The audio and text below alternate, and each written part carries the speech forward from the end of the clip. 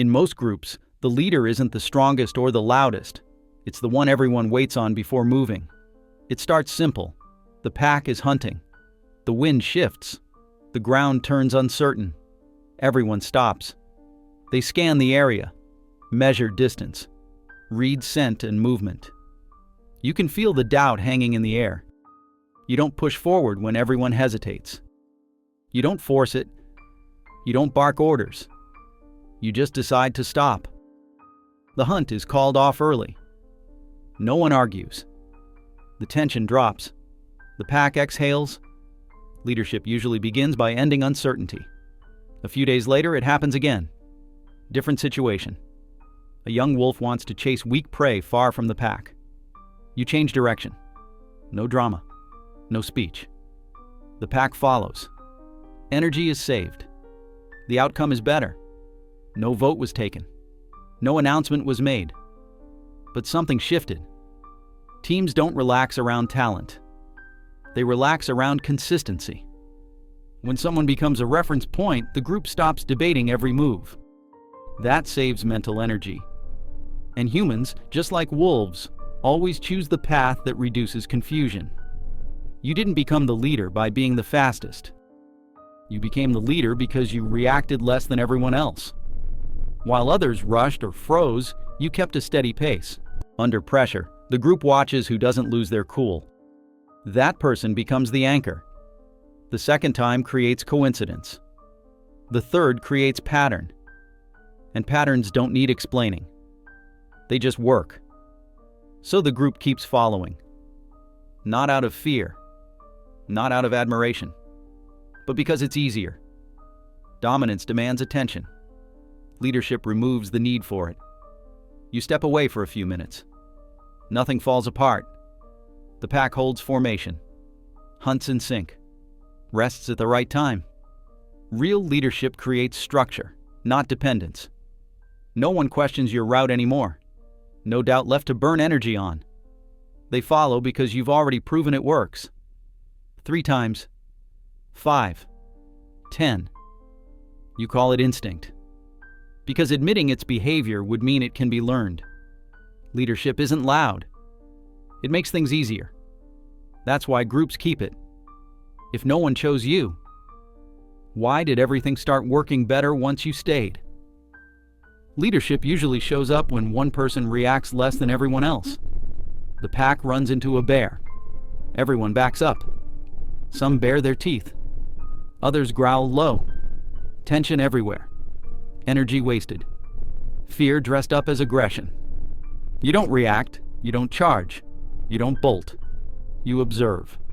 Measure distance. Assess real risk. Then you turn and leave. Calm. Unhurried. The pack follows. Nothing had to be said, but everyone saved energy. People follow whoever lowers the cost of deciding. In meetings, teams watch who talks the least but ends the discussion when they do.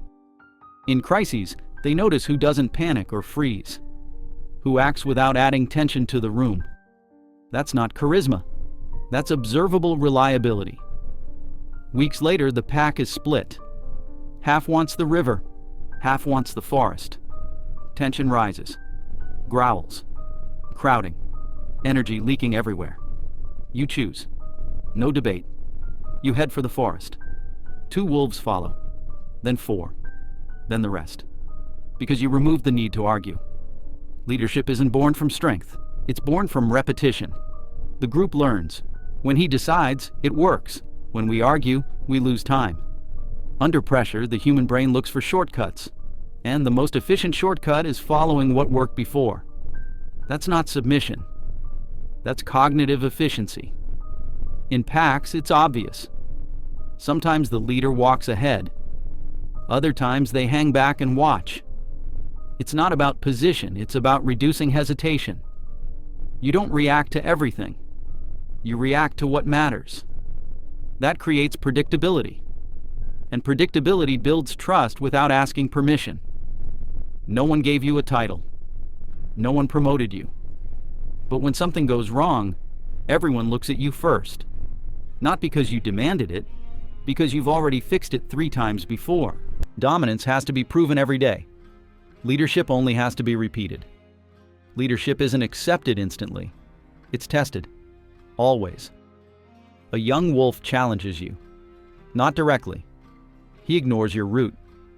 Heads another way. A few follow. The pack splits.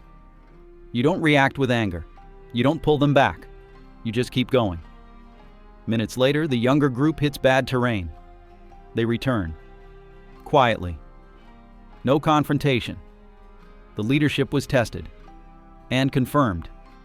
In human teams, this happens constantly. Someone questions a decision. Suggests another route. Wants to see if you'll fight for control or hold your rhythm. If you react with ego, you lose. If you stay consistent, you win. Another test. The pack is tired. You decide to rest.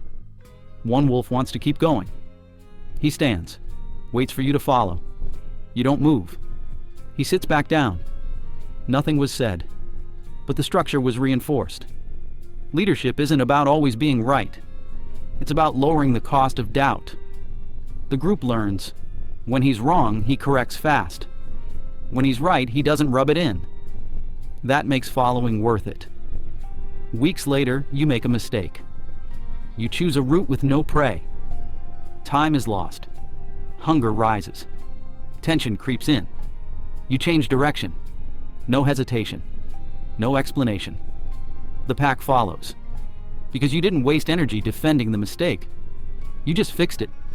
That's real leadership. Not perfection. Adjustment without drama. Teams relax around people who admit error and move on. Not around those who need to be right.